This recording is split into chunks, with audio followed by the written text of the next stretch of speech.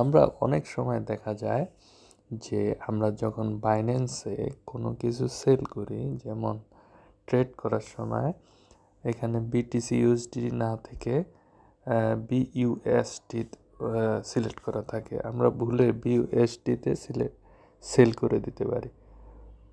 সেই ক্ষেত্রে আমরা যদি বিইউএসডিকে আবার ইউএসডিতে নিয়ে আসতে চাই, সেই ক্ষেত্রে আমাদের হাতে কি কোনো সলিউশন আছে? হ্যাঁ, অবশ্যই আছে। বাইন্যান্সে এরকম একটি সিস্টেম আছে যেটার মাধ্যমে আপনি যে কোনো কয়েনকে যে কোনো কয়েনে কনভার্ট করতে পারবেন। সো বন্ধুরা, আজকে আমরা সেটাই জানবো। প্রথমে মোরে চলে যাবেন।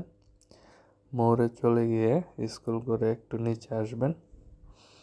নিচে এসে এই যে ট্রেড একটি লেখা আছে, ওইখানে কনভার্ট একটি অপশান আছে, কনভার্ট অপশানটাতে ক্লিক করবেন।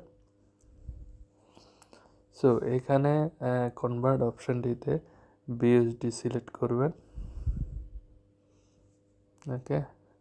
আর এই বিটিসিতে সিলেক্ট করে নেবেন ইউএসডিটি। এরপরে আপনি আপনার অ্যামাউন্টটা লিখবেন।